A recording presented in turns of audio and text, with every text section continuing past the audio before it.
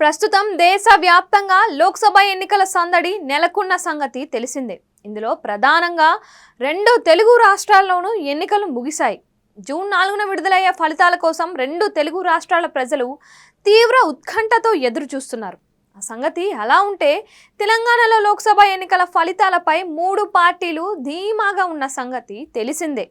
అటు బీఆర్ఎస్, ఇటు బీజేపీ తమకు మెజార్టీ స్థానాలు వస్తాయని చెబుతున్నారు. ఇదే సమయంలో అసెంబ్లీ ఎన్నికల్లో మాదిరిగానే లోక్సభ ఎన్నికల్లో సత్తా చాటబోతున్నాము అని తెలంగాణ ముఖ్యమంత్రి రేవంత్ రెడ్డి ధీమా వ్యక్తం చేస్తున్నారు. ఇదే క్రమంలో ఇక ఎన్నికలు రాజకీయాలు ముగిశాయని, ఇక దృష్టంతా పాలనపైనే అని ప్రకటించారు.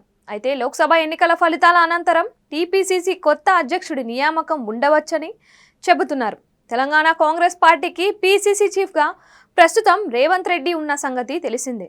ఇదే సమయంలో ముఖ్యమంత్రి పదవిలోనూ ఆయనే ఉన్నారు. అయితే లోక్సభ ఎన్నికల అనంతరం టీపీసీసీ చీఫ్గా కొత్త వారిని నియమించబోతున్నారన్నది తెలుస్తోంది. దీంతో తెలంగాణ కాంగ్రెస్ పార్టీ కొత్త అధ్యక్ష పదవి కోసం పోటీ భారీగా ఉందనే చర్చ తెరపైకి వచ్చింది. ఇందులో భాగంగా రేవంత్ రెడ్డితో సీఎం పదవికి సైతం పోటీ పడినట్లు చెప్పే బట్టి విక్రమార్క పేరు ఈ జాబితాలో ప్రథమంగా వినిపిస్తోంది. రేవంత్కి పీసీసీ బాధ్యతలు తప్పించేదే బట్టికి ఇవ్వడానికి అనే చర్చ నడుస్తోంది. ఇదే సమయంలో కోమటిరెడ్డి రాజగోపాల్ రెడ్డి, జగ్గారెడ్డి, మధు యాస్కి, సంపత్ కుమార్, షబ్బీర్ అలీ, ముఖేష్ కుమార్, అంజన్ కుమార్ మొదలైన నేతలు రేసులో ఉన్నారని టాకు. ఇదే క్రమంలో సీతక్క పేరు కూడా వినిపిస్తోంది.